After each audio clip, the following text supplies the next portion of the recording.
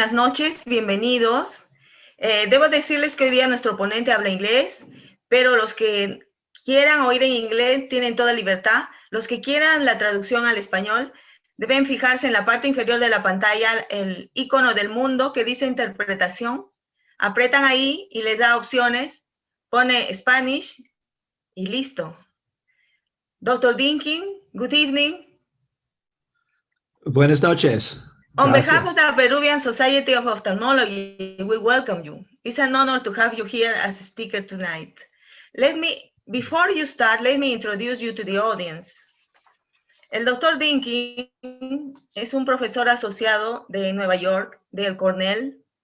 Él es director del programa de neurooftalmología y el director del programa del Fellowship de neurooftalmología. También es profesor asociado del Departamento de Neurología y del Departamento de Oftalmología. El doctor estudió en Harvard y luego hizo la residencia de neurología en el New York Presbyterian Hospital y la Fellowship de Neurooftalmología en el Massachusetts Eye and Ear Infirmary en Boston. Él tiene varios intereses de investigación, como la hipertensión intracraniana idiopática, la estenosis venosa y la degeneración retrógrada transináptica. Él es miembro activo de la Sociedad Norteamericana de Neurooftalmología y también es miembro del comité editor del Journal de Neuroophthalmology. Él tiene diversos premios, tanto en la parte clínica como en la enseñanza, y él es ponente en diversos eventos nacionales e internacionales. Con ustedes el Dr. Dinkin, que nos va a hablar sobre complicaciones neurooftalmológicas en el COVID-19, un tema muy actual. Dr. Dinkin, you can share your computer now. Thank you so much. Gracias. It is such a pleasure and joy to be with all of you tonight. I wonder, do I need to pause for translation? Should I just continue? Simplemente iba a decir que una de las líneas de esta pandemia es la facilidad con la cual los médicos hemos podido reunirnos para aprender. Entonces, estoy muy contento de estar en capacidad de encontrarme con ustedes y conversar acerca de un tópico que, con el cual tenemos que ver a lo largo del último año y medio. Y para mí, como neurooftalmólogo en Cornell, en New York, las complicaciones neurooftalmológicas de COVID-19 se han convertido en algo en lo cual me ha interesado mucho en este año. Afortunadamente, por lo menos en los Estados Unidos, la situación está mejorando y espero que esta charla sea ahora pronto parte de la historia antes que parte del futuro, pero temo que para todos nosotros, incluyendo Perú y los Estados Unidos, COVID-19 en cierto grado será parte de nuestro grupo de enfermedades que vemos o que veremos aún en el futuro. Entonces, reconocer cómo puede afectar la visión y los ojos y el cerebro, entonces seguirá siendo un tema importante para todos nosotros. Entonces, continuaremos entonces. No tengo conflictos de intereses en relación con esta charla. Entonces, yo creo que todos están familiarizados con el SARS-CoV-2, que es un miembro de la familia de coronavirus, un virus ARN, que apareció en Wuhan, en China, allá por diciembre del 2019, y llevó esta pandemia y está llegando a todo el mundo, a algunos países más que en otros. Y aquí en la pantalla algunos ejemplos de otros coronavirus, por ejemplo, los que causan el resfrío común y también algunos que causan enfermedades importantes como el SARS y el MERS, el síndrome respiratorio del Medio Oriente, por ejemplo, el cual emergió en el 2012. En el lado superior derecho de la pantalla ustedes pueden ver el árbol familiar de los coronavirus y nos dice dónde MERS y SARS calzan. Y en la parte superior podemos ver la estructura básica del virus. Aquí la proteína de la espiga. Este es de Nature 2020 y esta proteína de la espiga permite que el virus entonces se una con el receptor ECA2 de las células, lo cual le permite ingresar a las células Aquí tenemos una gráfica que nos muestra las tres partes de S1 y S2 que constituyen la proteína de la espiga. Y aquí vemos cómo se unen con el receptor de la ECA2. Entonces, en la primera parte discutiré las diferentes complicaciones que pueden ocurrir en asociación con la enfermedad COVID-19. Y aquí el punto importante es que todas las observaciones que revisaré hoy día, la mayor parte de estas observaciones están basadas en serie de casos o reportes de casos o en algunas ocasiones estudios observacionales de pacientes con COVID-19. Pero en general es difícil saber si todas estas condiciones que vamos a describir ahora, por cierto, están relacionadas con la COVID-19. Algunas de estas observaciones pueden ser pura coincidencia. Después de todo, cuando muchas personas en la sociedad tienen una enfermedad infecciosa, muchos de ellos coincidentemente van a tener otras enfermedades al mismo tiempo y que no necesariamente están relacionadas con la COVID-19. Entonces hay que tener esto en mente conforme avancemos. Eso tenerlo siempre presente. Entonces comenzaremos con un caso. Y esto es el 25 de marzo del 2020.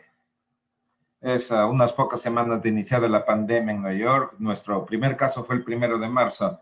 Y aquí una mujer de 71 años llega a la clínica, una hipertensa bien controlada, y su queja era diplopia binocular horizontal por 2 días.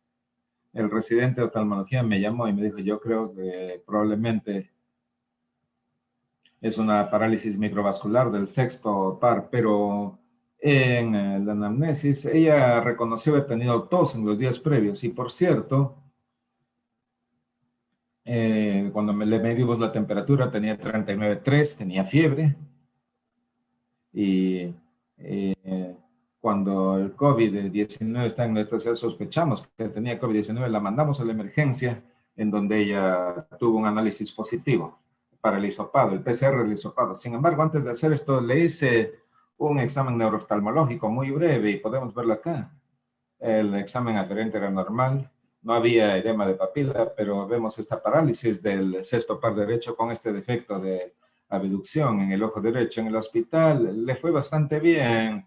La saturación bajó hasta 88 con aire ambiental y se le hizo un montón de análisis que mostraron un estado inflamatorio, un dímero D por encima de 2500 y tuvo una neumonía extensa en ambos pulmones, más el izquierdo que el derecho. Sin embargo, fue bien desde el punto de vista del COVID, salió del hospital unos pocos días más tarde y luego conseguimos una resonancia del cerebro y la estudiamos. Entonces vemos aquí que acá hay un reforzamiento alrededor de ambos nervios ópticos, pero especialmente en el nervio óptico derecho, consistente con una perineuritis del nervio óptico y también alrededor de la cápsula de Tenon, que ustedes pueden verla acá, en la figura de en medio, en la resonancia axial, y aquí este reforzamiento perineurítico en la imagen coronal en el lado derecho de la pantalla.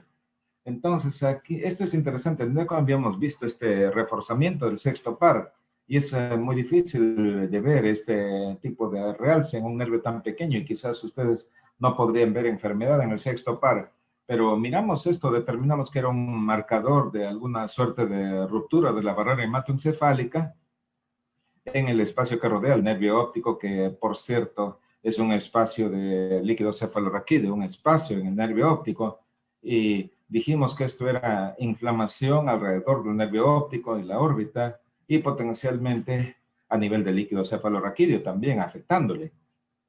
Entonces pensamos en un diagnóstico diferencial. Tal vez esta paciente tenía COVID-19 y simplemente el estrés de la infección la llevó a tener una parálisis del sexto par por compromiso microvascular. Quizás la hipercoagulabilidad de la COVID-19 le llevó entonces a una pequeña parálisis microvascular isquémica del sexto par, ¿no? También un fenómeno autoinmune postinfeccioso, ¿no? Para parálisis del sexto par, especialmente dada la reacción inflamatoria. Y era tan concurrente con la infección que ocurría al mismo tiempo. Entonces, esto hablaba a favor de esta posibilidad y quizás una infección viral neurotrópica directa que afectaba el nervio abductor, ¿no? Entonces pensamos que este es el diagnóstico más probable debido al momento o a la evolución del tiempo y los hallazgos de la resonancia que pensamos que era un marcador de una reacción al virus en el sistema nervioso central. Y cómo el virus podría llegar entonces hacia el nervio abductor y llegar al sistema nervioso central. Por cierto, hay muchos virus que tienen diseminación hematógena. También pensamos que a través de los plexos coroideos, resulta que los plexos coroideos tienen una elevada preponderancia de receptores ECA2 en estas células, en sus células, lo cual permitiría que el virus ingrese entonces a estas células y de allí ingresa entonces al sistema nervioso central o al líquido cefalorraquídeo. Las meninges también tienen receptores ECA2 y también pensamos que el nervio olfativo, como ustedes saben, la anosmia es un síntoma común en la COVID-19 en estos pacientes y esta anosmia y disgeusia tienden a atribuirse a la infección del epitelio olfatorio, pero en algunos casos se ve compromiso del nervio olfatorio también. Entonces, tal como este artículo de Stress y colaboradores, donde ustedes ven esta hiperintensidad del nervio olfativo en pacientes con COVID-19, y esto se ha representado en muchos artículos, aun cuando el nervio olfatorio no parece tener gran cosa de receptores ECA2, pero a veces parece ser que el virus puede afectar a estos nervios, lo cual pudiera llevar entonces a anosmia de largo plazo, y por cierto podría haber entonces una comunicación hacia el cerebro, especialmente hacia el área frontal. La paciente retornó a 6 semanas y tenemos acá un video de ella y podemos ver entonces que aquí el nervio abductor todavía estaba presente, este daño, y es un ejemplo de cómo seguimos a nuestros pacientes a principio de la pandemia con la telemedicina. Y entonces aquí, como ustedes harían, buscamos formas de examinar a los pacientes en esta forma. El esposo de la paciente realmente nos ayudó mucho para hacer esta prueba de cubrir parcialmente la... Entonces aquí vamos, tapar el derecho, siga la cámara, muy bien, tape el izquierdo ahora, muy bien. Y bien, no pude examinarla del todo, pero esto me dio una idea cualitativa del daño residual que presentaba esta paciente. Entonces, miremos aquí las complicaciones neurológicas de la COVID-19. Y lo que sabíamos es que el único artículo que teníamos en ese momento en el tiempo era una revisión retrospectiva de 214 pacientes de Wuhan en China.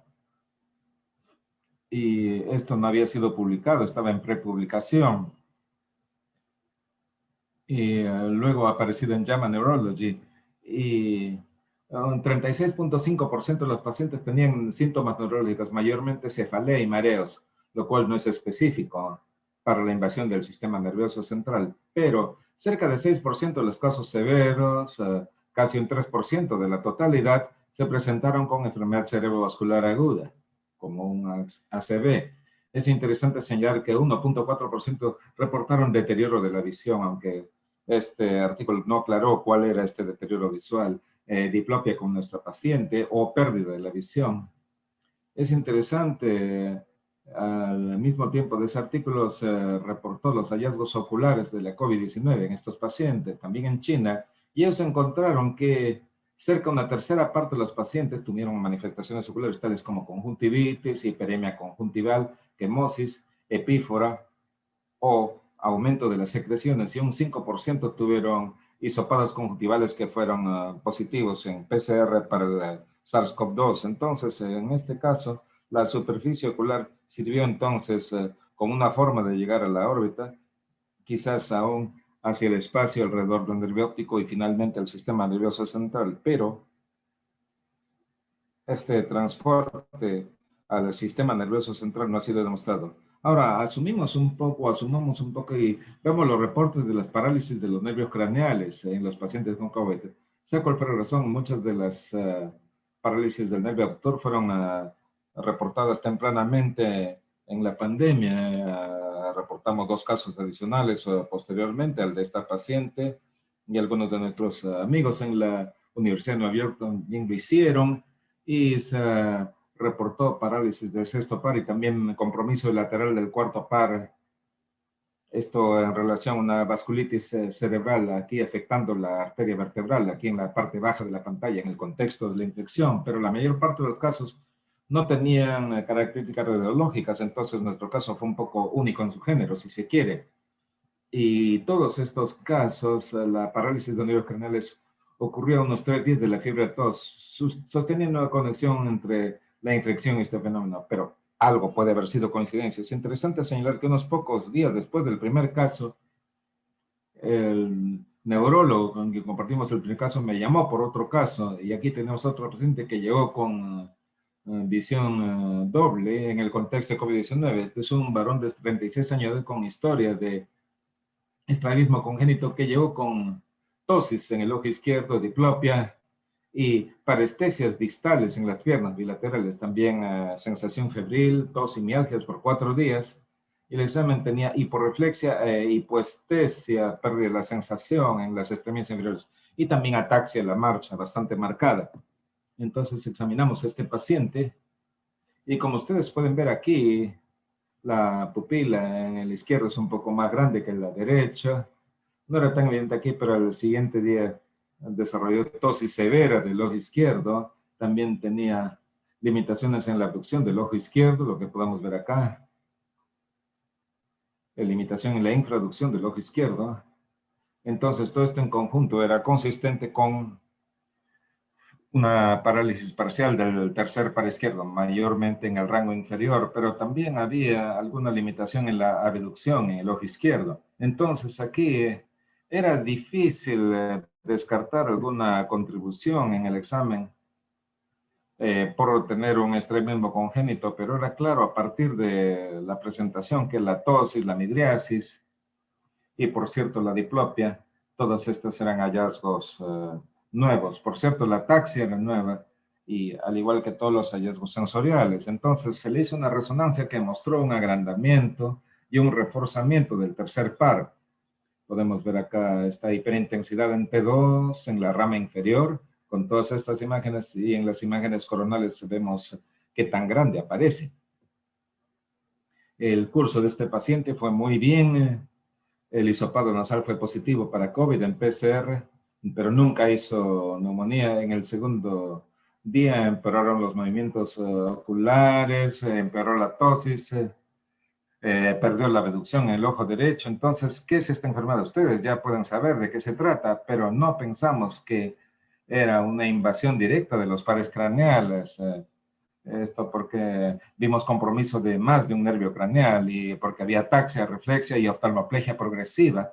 Todo esto en conjunto ustedes están pensando que tenía el síndrome de Miller-Fisher, posiblemente relacionado con la COVID-19. Como ustedes saben, el síndrome de Miller-Fisher es un tipo de Guillain-Barré, de síndrome de Guillain-Barré con una polineuropatía, pero a diferencia de Guillain-Barré, los nervios motores no son afectados, más bien los nervios sensoriales son afectados. Entonces hay ataxia y arreflexia, y los pares craneales que movilizan los ojos son afectados, llevando a oftalmoplegia. El panel de gangliósidos fue negativo, a menudo es positivo en esta condición, y este es el artículo original de 1956 por Miller-Fisher describiendo el primer caso de este síndrome. Y para cuando vimos este paciente, Guillain-Barré, ya había sido reportado después de la COVID-19. Interesante en este caso que vemos acá es que la tos y la fiebre se desarrollaron después del Guillain-Barré. Y esto significa que quizás el paciente adquirió la COVID estando en el hospital por Guillain-Barré, en este caso en particular. Sin embargo, el hecho que cuando el paciente fue ingresado ya tenía linfopenia y trombocitopenia, las cuales son características a veces de la COVID-19, de esta infección, sugiriendo entonces que este paciente ya estaba infectado y que el Guillain-Barré fue una complicación posinfecciosa. Miller-Fisher ha sido reportado como casos bizarros, esto por Gutiérrez Ortiz y colaboradores de España. Y es una serie de 2 casos. En el primer caso, a diferencia de la mayor parte de casos de Miller-Fisher, está asociado con un anticuerpo contra el gangliócido GD1B. Había esta asociación, lo cual encuentro bastante interesante. No buscaron el anticuerpo en el segundo, pero buscaron SARS-CoV-2 PCR en el líquido cefalorraquídeo y fue negativo. Nuevamente consistente con un daño postinfeccioso, enfermedad postinfecciosa.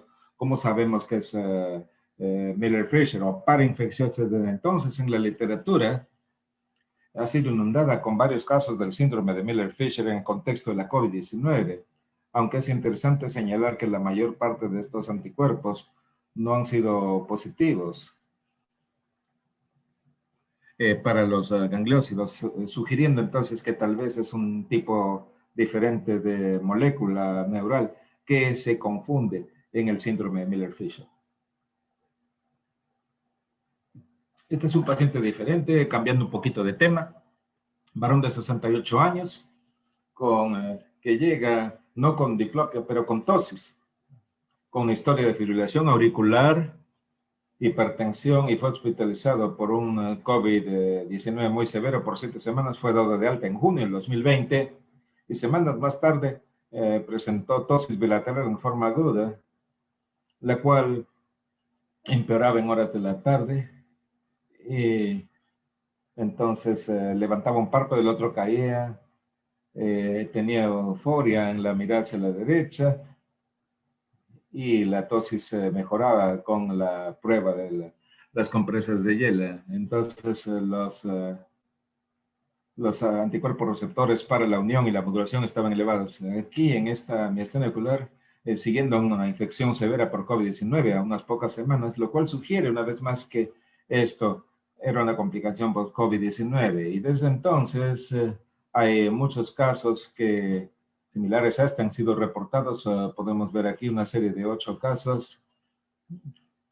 Y es interesante que la mayor parte de los pacientes tuvieron anticuerpos, mayormente acetilcolina, pero los últimos casos era al antígeno MuSK. Y es interesante señalar que es una condición bastante dura con este COVID-19, ya que esto puede llevar a miastenia, a crisis de miastenia, debido a la inflamación, por un lado, la respuesta inflamatoria y al compromiso pulmonar. Y hidroxicloroquina, que ha sido utilizada en el pasado, ya no ahora, pero tempranamente en la pandemia de la COVID-19, entonces podría agravar la miastenia. Entonces, este es otro caso interesante que vimos en abril del 2020, un varón de 56 años de edad que tenía historia del síndrome de Duane, que llega con cefalea, que empeoraba con el movimiento ocular y que desarrolló pérdida transitoria de la visión en el ojo derecho, que duraba en episodios de 3 a 15 minutos. Es interesante que tenía un defecto pupilar referente solamente durante los episodios de pérdida de la visión, y este defecto se alejaba posteriormente, y entonces pensábamos que era un ACV, pero las imágenes eran negativas. Pensamos que tendría un cierre de ángulo intermitente, pero los ángulos estaban bien.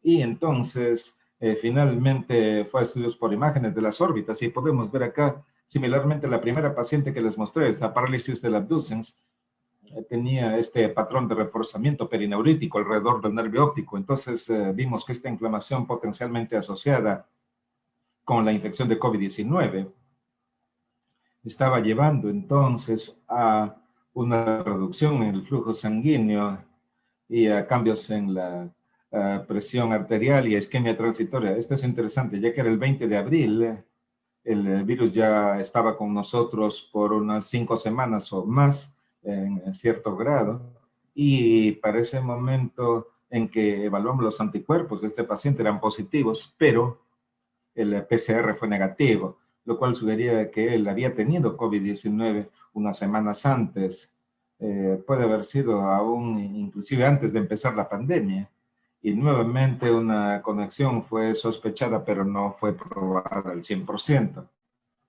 Ahora cambiamos un poco de tema de los pares craneales y la unión neuromuscular y la órbita hacia el sistema nervioso central, en un caso que afectó el movimiento ocular. Aquí en este caso,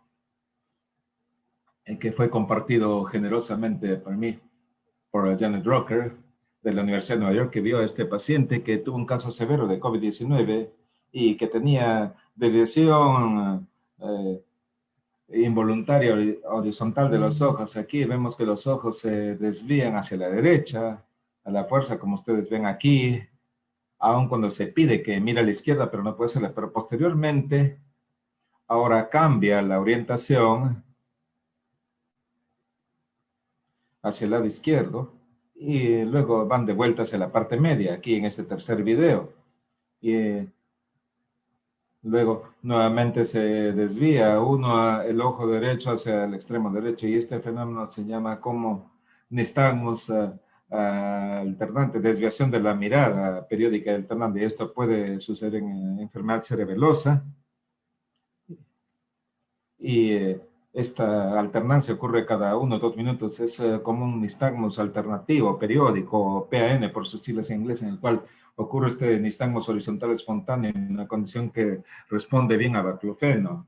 Pero en este caso, podemos ver en las neuroimágenes y hay aquí una hiperintensidad muy simétrica en el núcleo dentado del cerebelo en este paciente. Y por cierto, este tipo de patrón es consistente con una encefalopatía necrótica, una encefalopatía necrótica aguda, a veces con hemorragia, y podemos ver también en este paciente compromiso de la corteza occipital. Y si miramos muy cuidadosamente en FLAIR hay hiperintensidad aquí en los surcos, a nivel occipital bilateral, y la encefalopatía necrótica parece resultar de una tormenta de citoquinas intracraneana y antes del COVID-19 fue reportada después de las infecciones por influenza y otras infecciones virales. Entonces, en este caso que me compartieron sugiere que esto puede ocurrir a veces después de la COVID-19. Aquí tenemos otro caso que no tenía nuevas características neurostálmicos. Aquí involucraba estas áreas y vemos aquí en la parte baja en esta figura la susceptibilidad de las imágenes en donde la imagen está oscura. Vemos aquí hemorragia en este caso, ¿no? Aquí la encefalopatía necrótica hemorrágica. Aquí se ha descrito la pupila de Addy en el contexto de COVID-19, un caso de una mujer de 51 años en noviembre de 2020 que fue enrolada en el estudio de anticuerpos monoclonales y en el tamizaje para el estudio tenía COVID-19 y tenía anisocoria severa. En el pasado tuvo pupilas normales, me la enviaron, no encontré este ROD pupilar, parecia sectorial, y pilocarpina revirtió la anisocoria, todo esto consistente con la pupila de Addy. Es interesante señalar que en la literatura solamente se habían reportado 2 casos antes en asociación con la COVID-19 de esta pupila de Addy.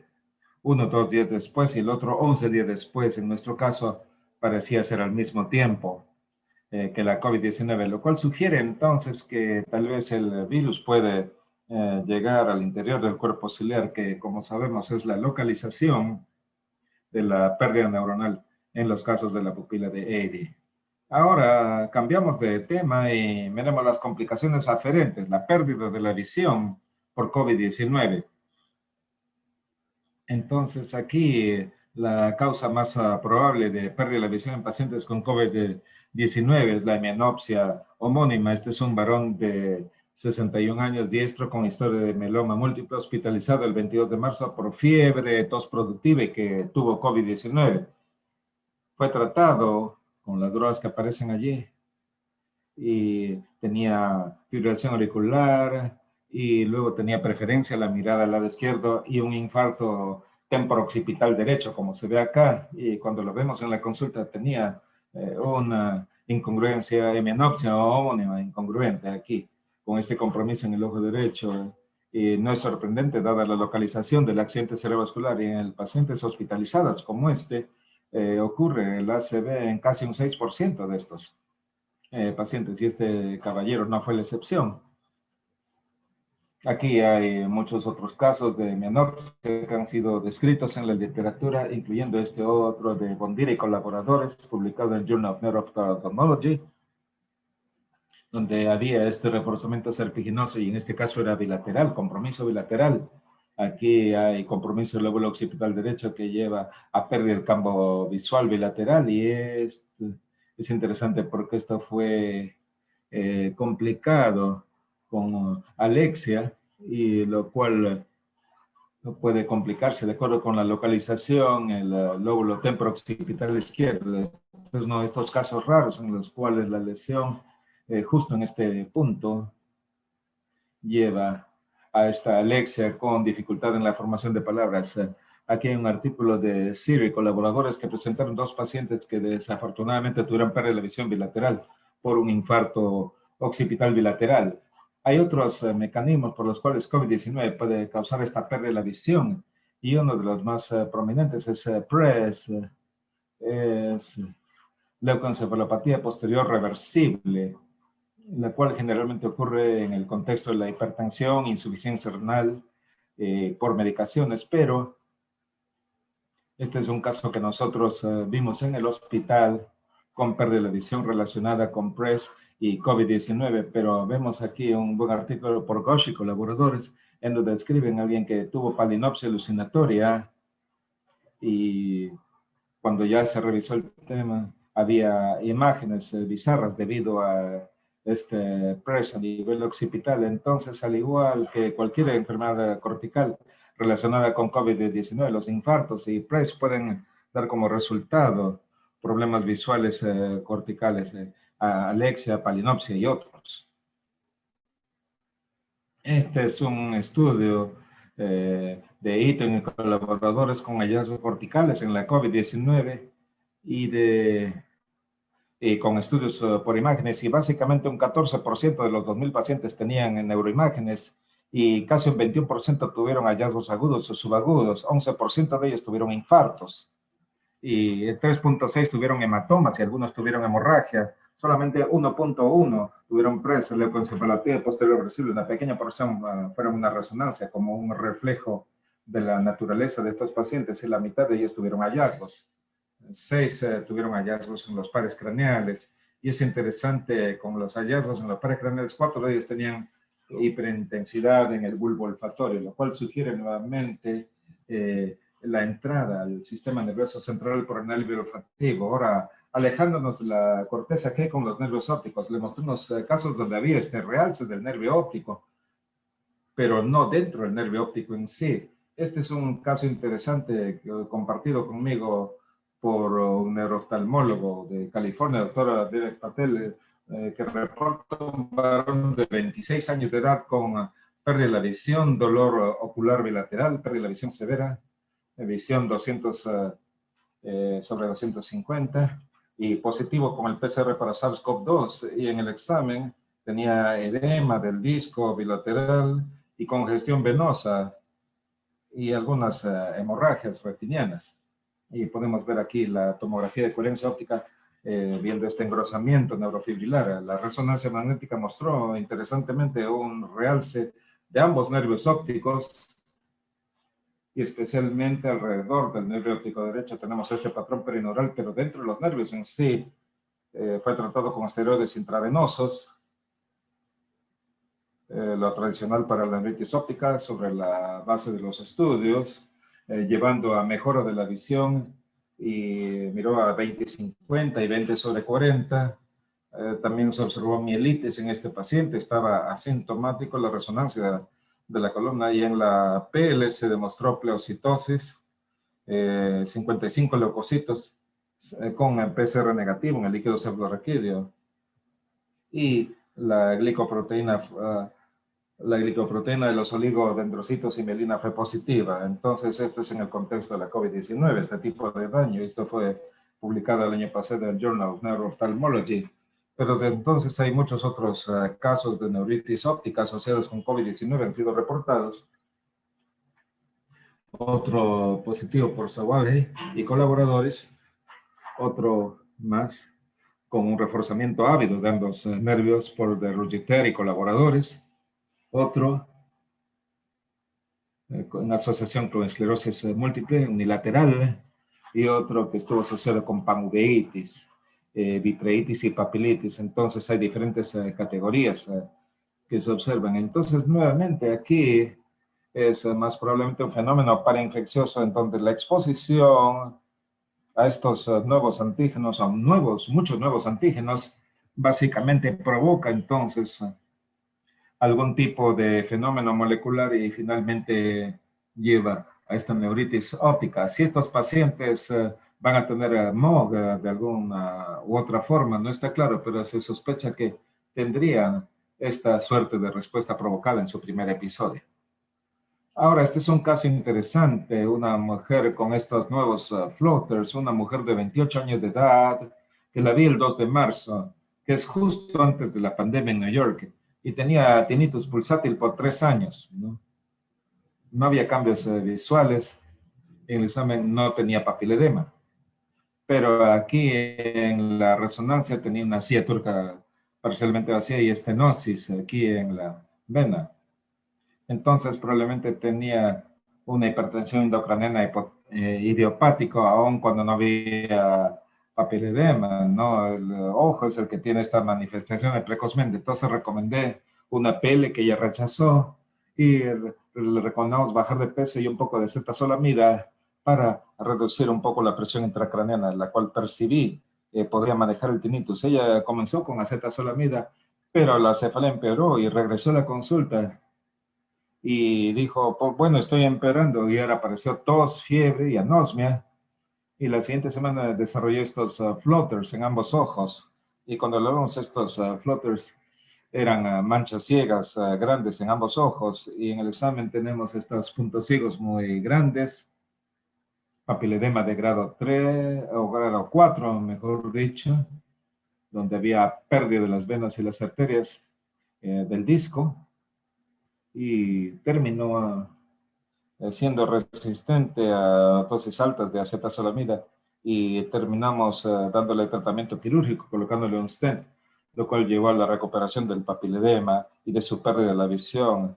La pérdida visual en el ojo izquierdo era muy significativa, ya que llegaba hasta la visión central, tal como se ve en la gráfica a la izquierda, y la seguimos con resonancia durante el periodo en el cual tuvo COVID-19 y vemos que la estenosis venosa empeoró, pero no tuvo trombosis. Entonces, esto fue interesante. Claramente, esta paciente ya tenía hipertensión endocraniana idiopática, pero una forma muy leve, sin papiledema.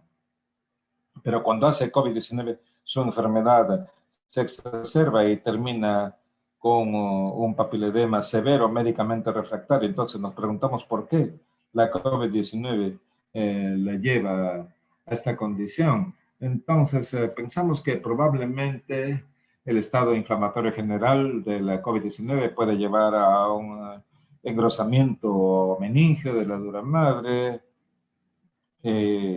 Ganó peso por la cuarentena, pero la cuarentena todavía no había ganado peso en la cuarentena. Quizás tenía la hipercoagulabilidad de la COVID-19 que podría llevar a trombosis de los senos durales. Y también cuando no hubo trombosis, quizás había este estado de hipercoagulabilidad. De todos modos, finalmente, como mencionamos antes, el plexo coroideo, esta falta de regulación debido al SARS-CoV-2 es un fenómeno que se ha teorizado. Y no somos los únicos que hemos reportado, hasta hay otros números de esta condición a la luz de la pandemia. Thaler y colaboradores revisaron esto y encontraron entonces que durante el pico de la cuarentena en Gran Bretaña, tuvieron algunos casos de causas secundarias de aumento de la presión intracraneana, 2 por trombosis del seno venoso y un caso de IEH en el contexto de la COVID-19. Y otros como Silva y colaboradores reportaron la confluencia de estas 2 enfermedades también. Y ellos miraron personas que fueron sometidas a una PL que tuvieron COVID-19 y se encontró que en 6 de ellos la presión de apertura fue mayor de 25 centímetros de agua, pero solamente 2 de ellos tuvieron papiledema. Entonces, es una historia que necesita determinarse mejor, sea que la IEH tenga alguna asociación con la COVID-19, y es algo que está por verse, pero ciertamente en algunos de estos casos podría provocarlo. Esto, sin embargo, tiene más datos y es el trastorno inflamatorio multisistémico en pediatría, que se sabe es un trastorno en los niños con COVID-19, en donde usualmente desarrollan un rash, diarrea, dificultad respiratoria, dolor torácico y finalmente entran a una especie de shock séptico con hipotensión como una forma severa de la enfermedad de Kawasaki. Y entonces vimos un paciente en abril del 2020 que tuvo este trastorno inflamatorio multisistémico post-COVID-19. Desafortunadamente, él casi falleció por hipotensión y shock, pero fue resucitado. Pero es interesante señalar que se observó que tenía este rash, ¿verdad?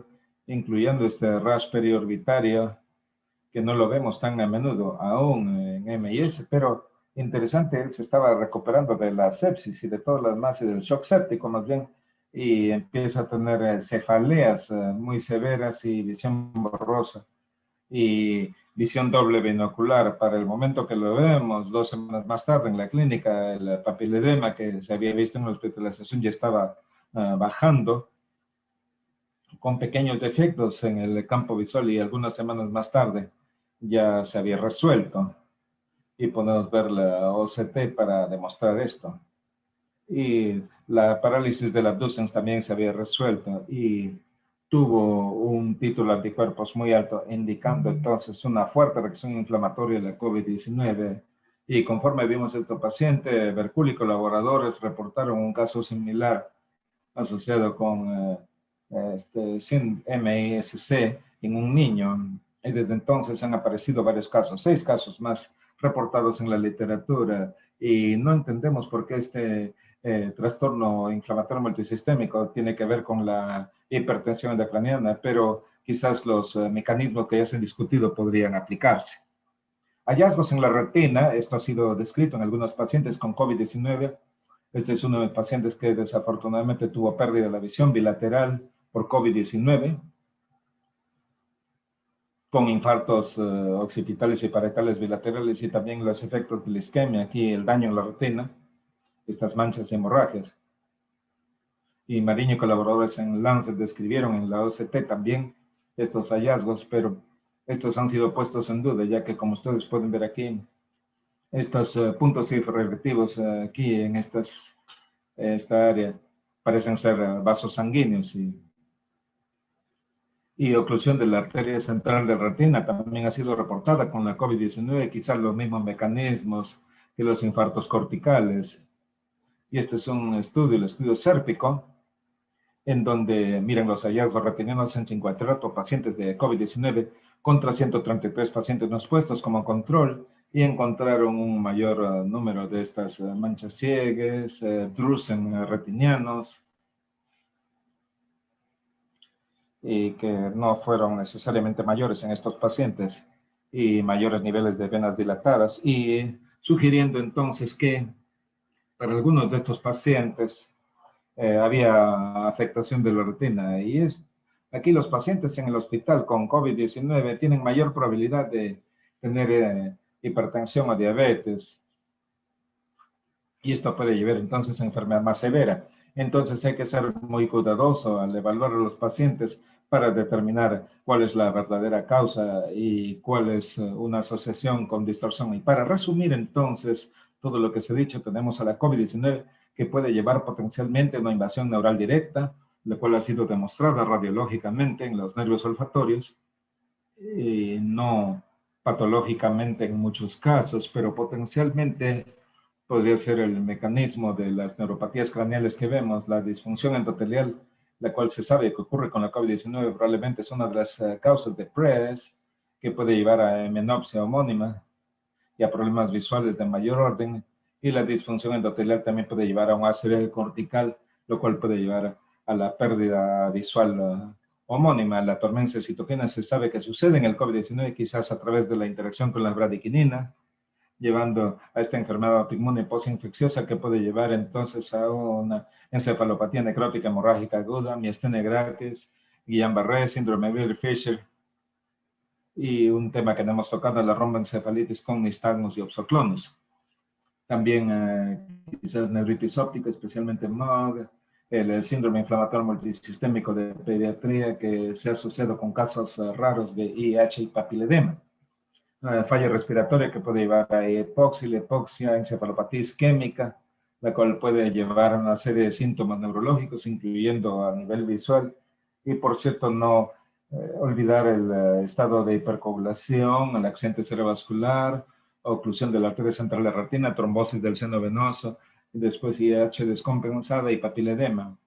Y en conclusión, el SARS-CoV-2 parece afectar al sistema nervioso central en una minoría de los pacientes. No está limitado a los casos severos. Estas complicaciones y los mecanismos primarios no son conocidos, pero probablemente es un tema multifactorial.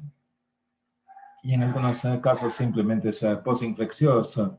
El manejo óptimo para estos casos aún no se conoce, pero claramente en algunos casos la anticoagulación posee un papel y los esteroides y quizás tocilizumab que bloquea la interleucina 6 pueden tener un papel en la enfermedad, en estas presentaciones por infecciones. Entonces, esperamos que para nuestros países lo que se ha hablado ya quede como parte de la historia para el futuro y esperamos que la pandemia continúe cediendo en el mundo. Y espero vuestras preguntas y realmente estoy muy agradecido por la oportunidad de dirigirme a ustedes y pasar tiempo con ustedes.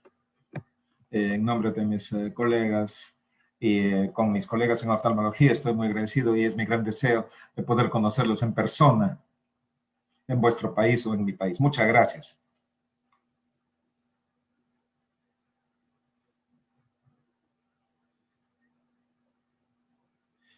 Tengo una pregunta. Hay una gran variedad de manifestaciones neurooftalmológicas. Y me preguntan si estos pacientes mejoran o no del todo. ¿Mejoran con el tratamiento realmente? Sí.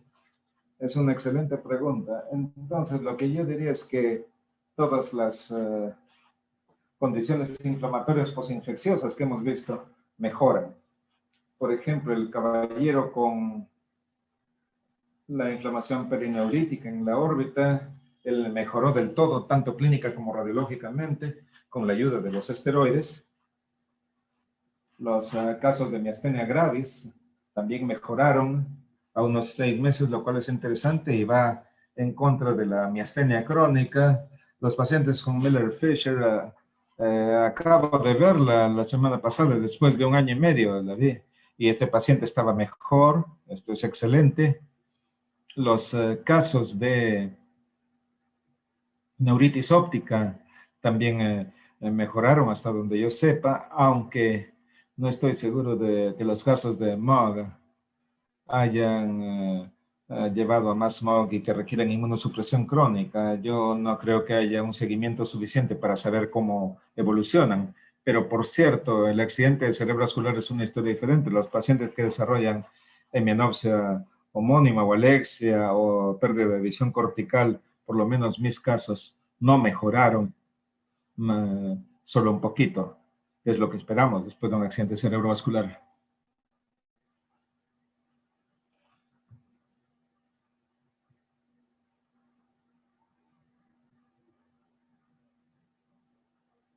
Sí, el doctor Cáceres quiere hablar. Hello, good evening. Thank you for your marvelous talk, Dr. Dickey. This is Javier Cáceres, retina specialist from Hospital Rebagliati here in Lima, Peru. I have a question for you. Have you seen any cases of neuroretinitis related to COVID? COVID. Hay casos que han sido descritos y si la neuroretinitis está relacionada con estos pacientes y si ustedes hacen algo diferente para el manejo de los pacientes con neuritis óptica o simplemente el abordaje que se hace en los pacientes usuales. Bien. Para responder a la primera pregunta, no he visto ningún caso de neuroretinitis después o durante la COVID-19, pero como la neuroretinitis a menudo ocurre en el contexto de infecciones, incluyendo algunas infecciones virales y algunas infecciones bacterianas, adicionalmente a la enfermedad inflamatoria primaria, no me sorprendería si ocurriera como un fenómeno parainfeccioso. Y yo creo que si hemos visto en el contexto de COVID-19, lo trataría con corticosteroides para buscar que minimizar la pérdida de la visión después de eliminar las causas primarias. Y si usted tiene un caso de esto, me encantaría verlo.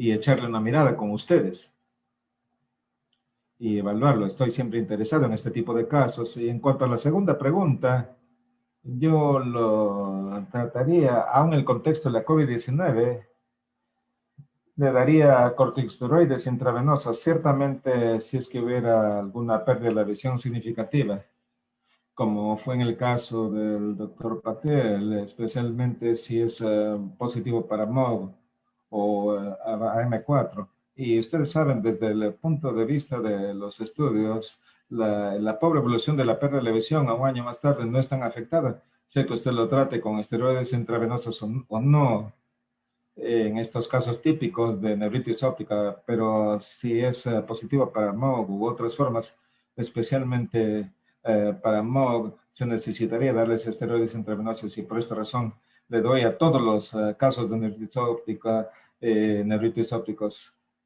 a menos que haya alguna contraindicación manifiesta. Tengo otra pregunta de la doctora Dolores Rivera. ¿Ha visto alguna complicación neurológica con la vacuna? Excelente pregunta. No he visto ninguna hasta ahora.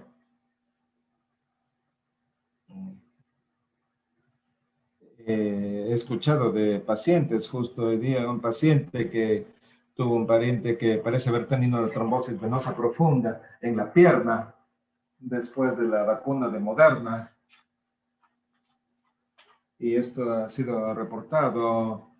Trombosis del seno venoso cerebral ha ocurrido después de la vacunación de COVID-19, pero es un fenómeno muy raro. Yo creo que es algo así como 1 en 1.000.000 en el estudio original. Como ustedes saben, Johnson & Johnson, la vacuna se detuvo por una semana o algo más cuando se estaba determinando esto. Yo no he visto post-vacuna Guillain-Barré o Miller-Fisher o miastenia. Estoy seguro que alguien lo debe haber reportado y estaría curioso si alguien sabe de esto, pero no lo he visto hasta ahora. Y un 90% de los pacientes que llegan a mi consulta han sido vacunados ya. Entonces, cifras mayores de mis pacientes ya han sido vacunados y que han tenido la enfermedad, ¿no? Entonces, yo creo que es una condición rara.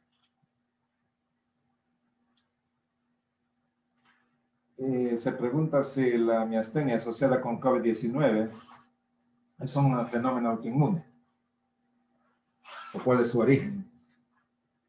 Estoy bastante seguro que es autoinmune y esto es porque en nuestros casos y los otros 8 casos en la literatura que pudimos ver, los receptores, los anticuerpos para el receptor de acetilcolina fueron positivos, el MuSK fueron positivos en todos los casos excepto uno, lo cual sugiere entonces realmente que es autoinmune y que nuevamente hay alguna respuesta molecular que lleva entonces a la tormenta de citoquinas, que lleva esta respuesta inmune, que a su vez lleva a esta exacerbación de la miastenia o a miastenia gravis de novo, ya que todos los casos que hemos visto son de novo en estos pacientes que no han tenido miastenia antes.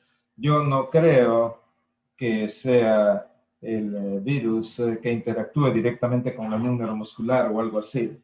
Realmente es un fenómeno autoinmune y por cierto debe ser tratada. Por cierto, los casos severos o moderados en la forma que tratamos normalmente la miastenia, que es corticosteroides, de ser necesario, inmunoglobulina intravenosa, plasmaféresis, etc.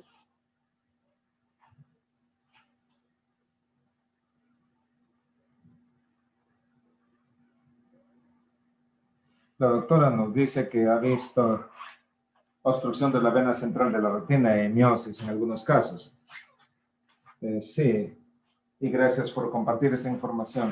He visto un caso de oclusión de la vena central de la retina en contexto de COVID-19 y yo creo que eso tiene bastante sentido con ese estado de hipercoagulabilidad, especialmente en el sistema venoso.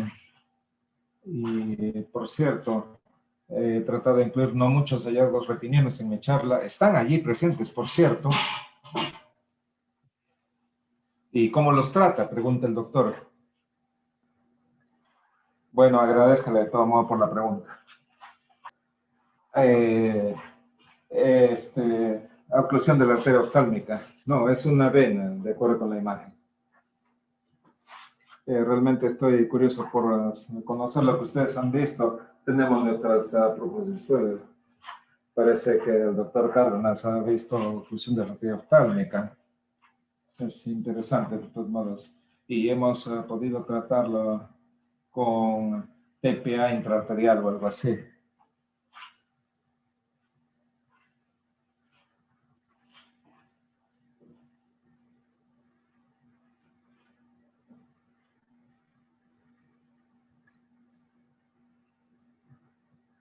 They're just trying. They're just... Señor Manuel, Sí, doctora, dígame. por favor, ¿le podría dar el pase a la doctora Amelia Serrate para que quiera intervenir, para activar su audio? Listo, ya está.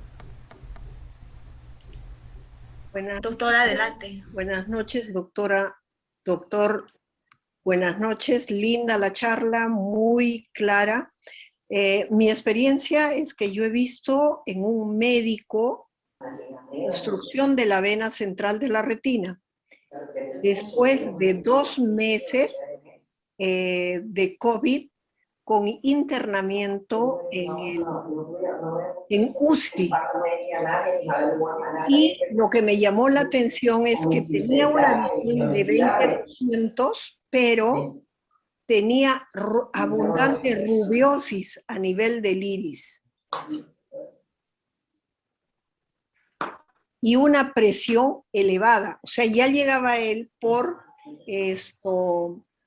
hipertensión ocular secundaria a rubiosis. ¿Qué me puede comentar el doctor acerca de Doctora, él quería saber qué tratamiento recibió ese paciente, si tuvo alguno. No sé si usted tiene ese dato. Él no había visto un caso así hasta ahora y le agrada mucho la colaboración suya. Y quería saber qué tratamiento tenía.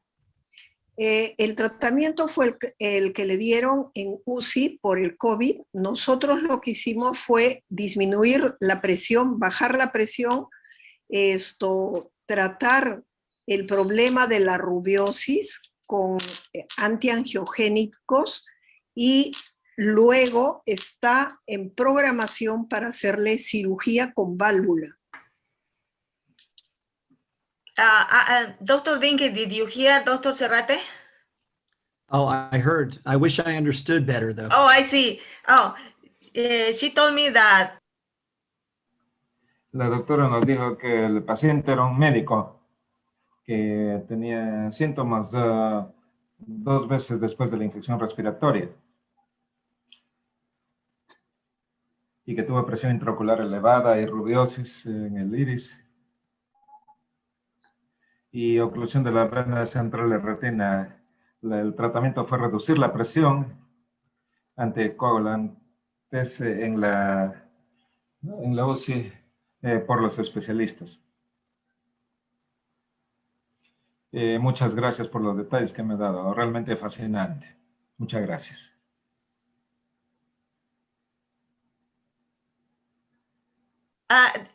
Dr. Samayoa is asking if in the case of a 4th and 6th nerve palsy, which treatments did the patient had? Tratamiento recibe el paciente. En nuestros casos de la parálisis de la cuarto par, el primer caso que vimos tuvo muchas complicaciones, fue tempranamente en la pandemia, entonces se utilizaba hidroxicloroquina en este paciente. Y yo creo que eso fue ya que de otro modo se veía bien, no requirió corticosteroides y tampoco tuvo anticuerpos monoclonales. Y simplemente se empezó a trabajar con el suero convaleciente, tuvo hidroxicloroquina y fue enviado a casa 2 días más tarde. Algunos de los otros casos en la literatura más bien fueron tratados con corticosteroides. Y algunos también recibieron antibióticos. Conjuntamente con el corticosteroide y conjuntamente con hidroxicloroquina. No todos los pacientes que tienen estas complicaciones neurooftálmicas requirieron anticuerpos monoclonales o remdesivir. Por cierto, he visto muchos pacientes con COVID en el hospital de Nueva York y por mucho tiempo se les ha dado remdesivir conjuntamente con los corticosteroides para los casos más severos. ¿Y mejoraron con remdesivir? No tenemos remdesivir acá en Perú. La información no es maravillosa en el caso de remdesivir, pero yo creo que es mejor que no darles nada en los pacientes hospitalizados.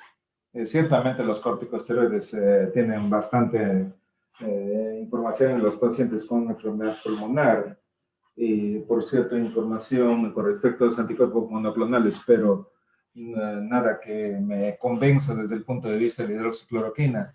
Lo que estoy curioso es cómo ustedes tratan a los pacientes en Perú y si todavía están viendo pacientes con COVID-19. Tenemos muchísimos. La vacunación recién ha empezado en febrero. Tenemos cifras muy malas.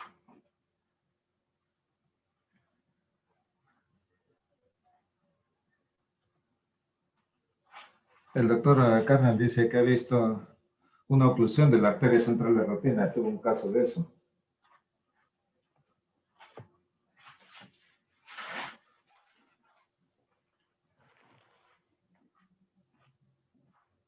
Y al paciente, pero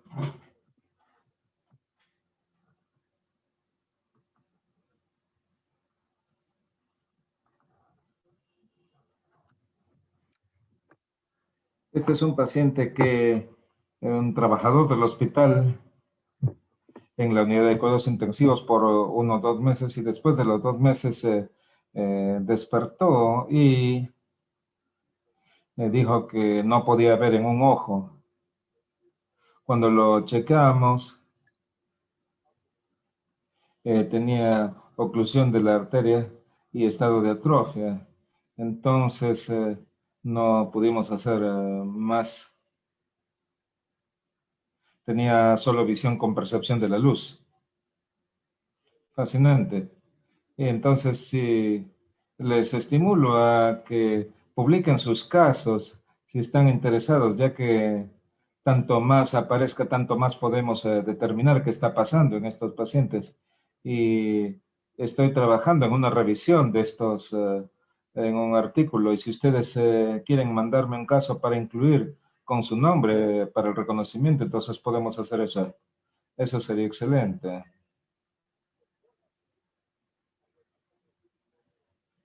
Tengo la foto del fondo de ojo y la OCT de este paciente. Sería muy gentil de su parte, ya que se debe conocer esto, saber cuáles son las posibilidades, ya que aun cuando no conocemos la causación, es importante para nosotros como oftalmólogos, pacientes que vemos y que tienen diversos factores de riesgo, hipertensión, diabetes, hay que pensar también en esto. Quizás sea un caso de COVID-19 y viceversa en alguien con COVID-19 que tenga cambios visuales. Obviamente hay que considerar todas estas complicaciones conocidas.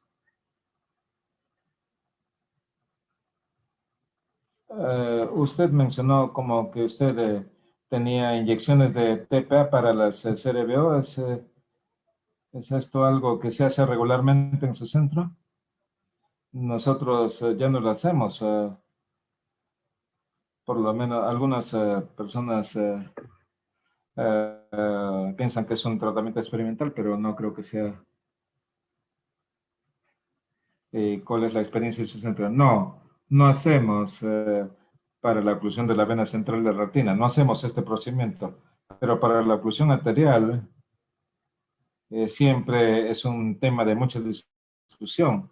Hay un estudio de años atrás donde parece mostrar cierto beneficio para la TPA, oclusión de la arteria central, y el estudio de seguimiento no demostró más bien ninguna mejora en estos pacientes. Sin embargo, si nosotros miramos los estudios negativos de años atrás, los autores incluyeron pacientes que estaban a 12 horas de haber salido de la oclusión de la arteria central de la retina. Se incluyó a pacientes que claramente, en los cuales claramente no sería eficaz 12 horas más tarde. Entonces, yo creo que estos estudios se dispararon después al incluir estos pacientes. Lo hicieron porque simplemente no hubo suficientes pacientes como para solo incluir a los pacientes a unas pocas horas de evolución.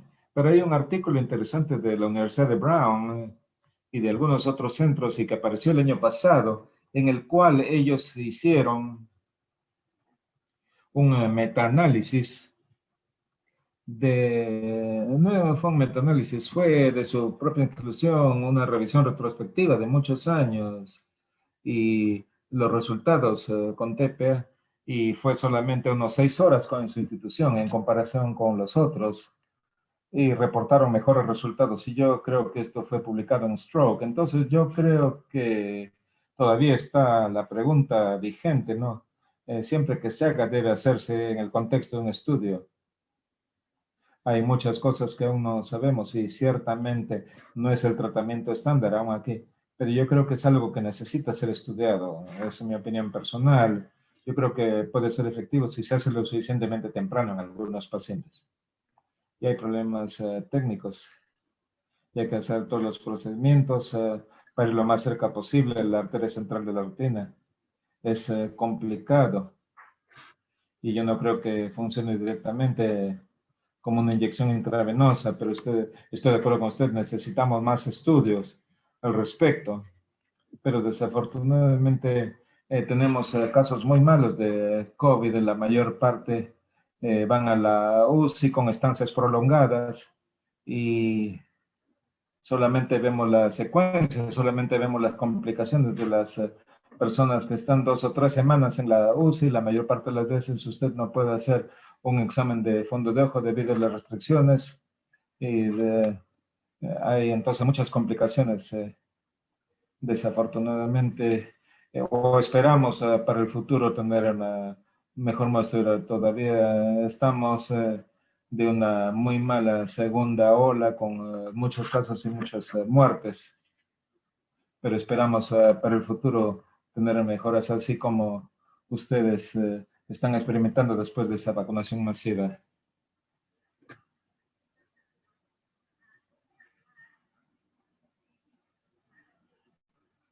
El doctor Asma tiene un caso con parálisis del sexto par después de la primera dosis de la vacunación. Y luego de la segunda dosis también tuvo parálisis del cuarto par.